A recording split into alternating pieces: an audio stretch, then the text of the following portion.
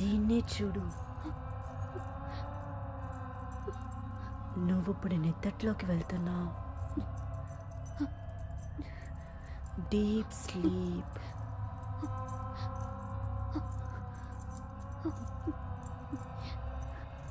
You are in a deep sleep. Slowly close your eyes. Now you are in a deep sleep.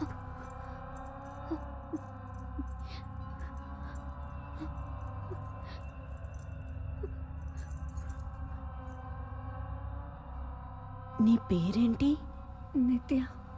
Are you fine? నీకు ఏం జరిగింది? నేను చావాలి. చావు మాత్రమే నా కళ్ళ ముందుంది. నువ్వెందుకు చావాలనుకుంటున్నావు? నేను ఇంకొకరి శరీరం, అందుకే. నీ సమస్య ఏంటి? ఎందువల్ల నువ్వు ఇలా ఆలోచిస్తున్నావు? ఇది నరకంలా ఉంది. నాకే శరీరం వద్దు. ఇది నాకొద్దు. ఇది నరకంలా ఉంది. Relax. Calm down. Relax. Calm down. Relax గా ఉండు. Relax. Take a deep sleep. Relax. Calm down. Calm down. Calm down.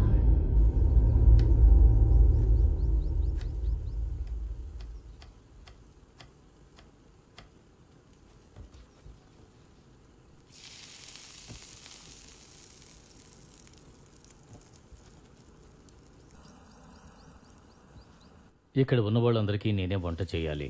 ఒక 7-8 మంది ఉంటారు అంతే. కలరీ నేర్పించినప్పుడే మా గురువు నాకు వంట కూడా నేర్పించారు. ఆయన ఎప్పుడూ ఒక విషయం చెబుతూ ఉండేవారు, తెలివితేటలు మనం ఎంతగా పెంచుకుంటే మనం జీవితంలో అంతగా ఎదుగుతాం. నాట్యశాస్త్రం, ఆయుర్వేదం, కలరీ వీటన్నిటిలో కూడా సంపూర్ణమైన శాస్త్రం ఉంది. తత్వాలు, జ్ఞానం, శిక్షణ ఇవన్నీ కూడా కలరీలో ఉన్నాయి. నేనేం చేస్తాను? అందరూ స్పెషలైజేషన్ వెనకే కదా ఉంటారు. కుంఫు, కరాటేలు దేహానికి మాత్రమే శిక్షణ. వేలాది మంది జనం దాన్ని నేర్చుకుంటున్నారు. స్కూల్ స్టూడెంట్స్ కొంచెం కొంచెంగా నా దగ్గరకు వస్తున్నారు. అందులోనూ కొంతమంది మాత్రమే క్రమం తప్పకుండా వస్తారు.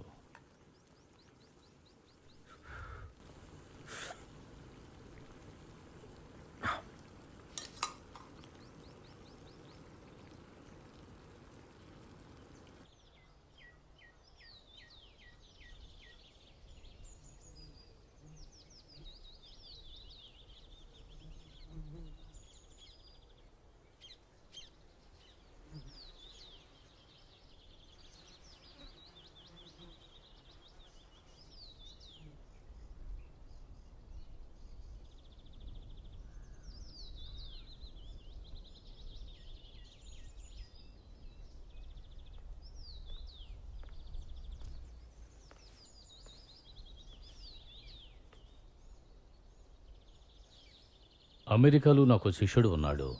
అక్కడ అతను ఏరోనాటికల్ రీసెర్చ్ చేస్తున్నాడు. విమానపు రెక్కల్ని ఎలా డెవలప్ చేయాలి అనే విషయం మీద రీసెర్చ్ చేస్తున్నాడు. అతని యొక్క పూర్తి లక్ష్యం అంతా పక్షుల రెక్కల మీదే ఉంది. నువ్వే చూడు, నీ చేతిలో ఉండే ఈక ఎంత చిన్నదిగా ఉంది, ఎంత తేలిగ్గా ఉంది. కానీ మనం విసిరేసి చూడు.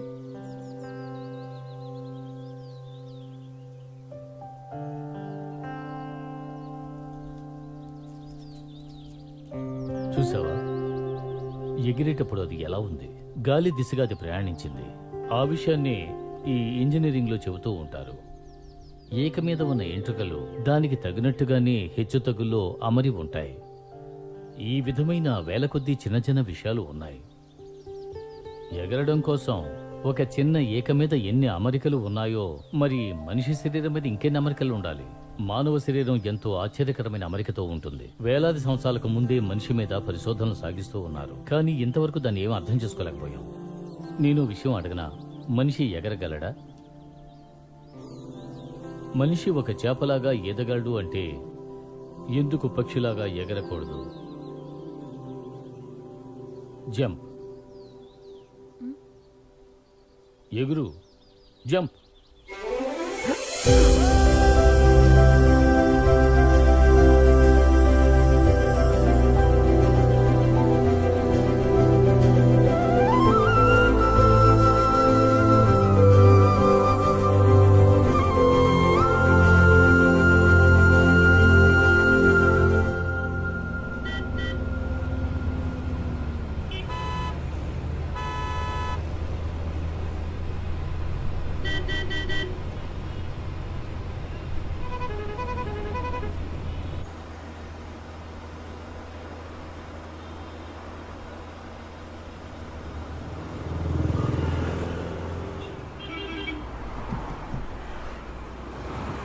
మనిషి శరీరం సాధారణమైంది కాదు. ఎటువంటి పనైనా సరే దానికి తగినట్టుగా మనం తయారు కావచ్చు. ఇది మానవుడు చెయ్యలేడు అనే పని ఈ భూమి మీదే లేదు. అదే కళది. మనం చెయ్యలేని వాటన్నిటినీ కలిపి నేను ఒక కళలాగా నేర్పిస్తున్నాను. అప్పుడు మనిషి శరీరాన్ని దేనికి ఉపయోగించవచ్చు. అదేవిధంగా మన శరీరాన్ని ఎంత సంతోషంగా ఉంచాలి అనే దాన్ని కూడా మన పూర్వీకులు ఆలోచించి పెట్టారు. అలాగే ఈ కళది పుట్టింది.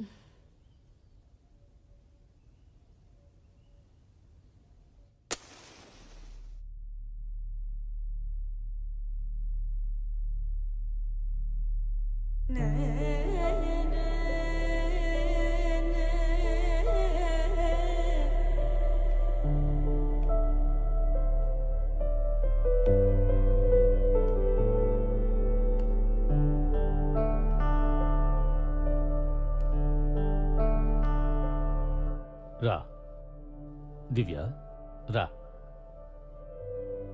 ఇదే నా కలరీ పాఠశాల. నా తల్లి ఒడిలాంటిది ఈ స్కూలు. నేను ఎక్కడే పెరిగాను. నా గురువు తరువాత నేనే ఈ పాఠశాల నడిపిస్తున్నాను.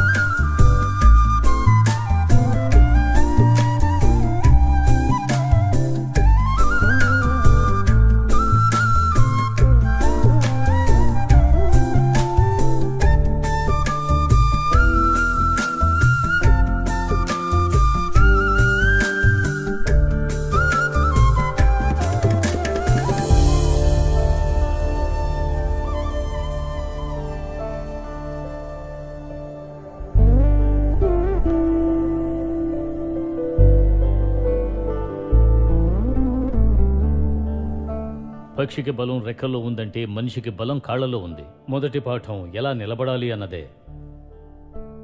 బయటకు వెళ్ళి చూడండి, అందరూ ఎలా నిలబడుతున్నారు అనేది తెలుస్తుంది. వాళ్ళ పాదాలు గమనించండి. పాదం మొత్తం శరీర బలాన్ని తట్టుకోవాలి. పాదాలకు మనం తగిన శిక్షణ ఇవ్వలేదు అంటే ఆ తరువాత అది మన శరీరాన్ని సోమరిగా మారుస్తుంది. అందుకు మనిషి తన శరీరాన్ని ముందుగా తిన్నగా నిలబడేలా చేయాలి.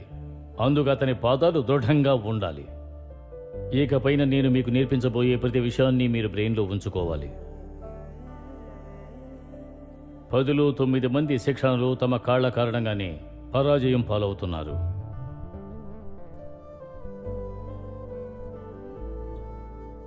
మనం మన సొంత పాదాల మీద దృఢంగా నిలబడడం నేర్చుకోవాలి. ఇదే మన జీవితంలో నేర్చుకోవాల్సిన ముఖ్యమైన పాఠం.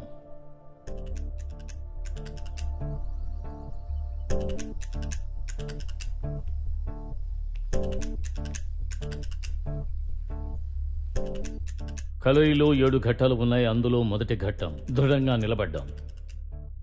మన పాదాలు భూమి మీద స్థిరంగా నిలబడ్డానికి కొద్ది స్థలం చాలు. ఆ చిన్న స్థలాన్ని కలం అని అంటారు.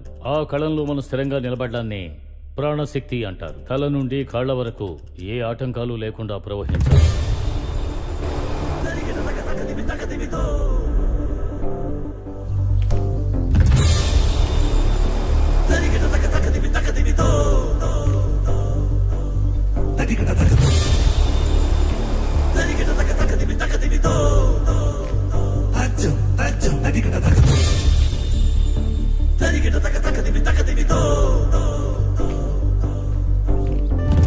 సాధ్యం కానిదే లేదంటా భూవిలో, వేయాలి ముందడుగే చిన్న తల్లి,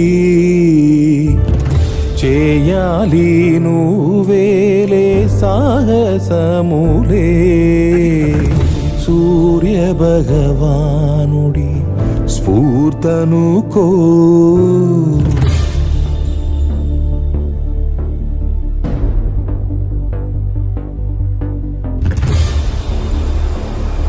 ఏదైనా బ్యాడ్ ఎక్స్పీరియన్స్ మన మైండ్లోకి వచ్చిందంటే ఆ బ్యాడ్ ఎక్స్పీరియన్స్ మన మైండ్లో చాలా స్ట్రాంగ్గా ఉండిపోతుంది.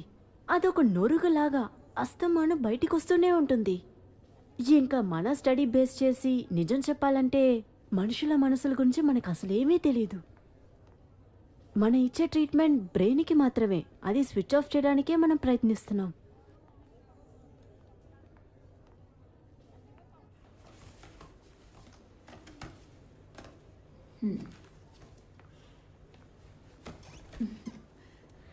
అసలు హానెస్ట్గా చెప్పాలంటే నిత్యాకి నేను ఎటువంటి ట్రీట్మెంట్ స్టార్ట్ చేయలేదు. She still under the diagnosis. Haven't even completed knowing our problems. ప్రస్తుతానికి తనకి లిప్రాసనాసియం ఇచ్చాను.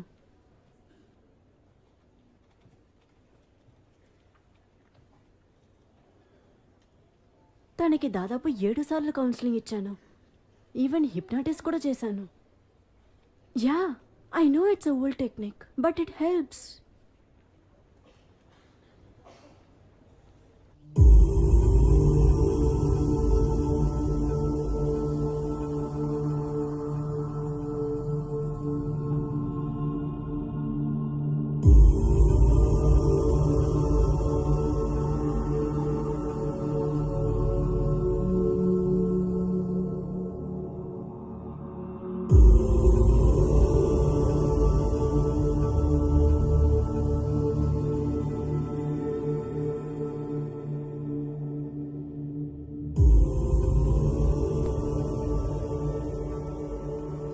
రెండవ ఘట్టం అష్టాకారం. అది 8 జంతువుల లక్షణం. భూమి మీద ఎన్నో రకాల శరీరాలు ఉన్నాయి. అందులో ప్రత్యేక అమరిక ఉన్నది మనిషి శరీరం. ఎందుకంటే మానవ శరీరం అనేది మిగతా జంతువుల అన్ని శరీరాలకి భిన్నమైనది. ప్రతి జంతువు వేలాది సంవత్సరాలుగా పుట్టి పెరిగి రూపాంతరం చెంది అవి ఒక్కొక్కటి ప్రత్యేకమైన ప్రతిభలను సంతరించుకుంటాయి. మనం కూడా ఆ ప్రతిభలను మన శరీరంలోకి ధారాళంగా తీసుకురావచ్చు. వరాహ, గజ, మాజాలం, సింహం, సర్పం, కుక్కుడ. మన అంతరంగం కూడా ప్రశాంతమైన స్థితిలో ఉండాలి. మిమ్మల్ని మీరు గెలవగలిగితేనే మనం కూడా స్థితప్రజ్ఞుల్లాగా దృఢమైన మనస్సుతో జీవించగలం. మన మనస్సు శాంత స్వరూపమై ఉండాలి. కలరి పూర్తిగా చదివిన తర్వాత మనసంతా అహింసతో నిండిపోతుంది. మనం కలరి చదివేది పోరాటానికే. మనం ఏ ఆయుధం తీసుకున్నా, ఎవరిని ఎదిరించి పోరాడినా మన మనస్సు ఎప్పుడు త్యాగ నిరతితో ఉండాలి. సరస్సు మధ్యలో ఉండే శిల్పంలాగా. కోపం, ఈర్ష్య మన మనసులో ఉంటే అది మన శరీర బలాన్ని క్షీణింపచేస్తుంది. మన మనస్సు ప్రశాంతంగా ఉంటే మన శరీరం ఎంతో శక్తివంతమవుతుంది.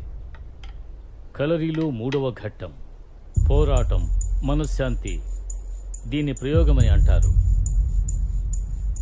ఇది సముద్రంలోని అలలు లాంటివి. శిక్షణ కోసం తలపడుతూ ఉంటాయి. పైకి అలలు ఎంత చెలరేగినా సముద్రపు లోతులో ప్రశాంతంగానే ఉంటుంది.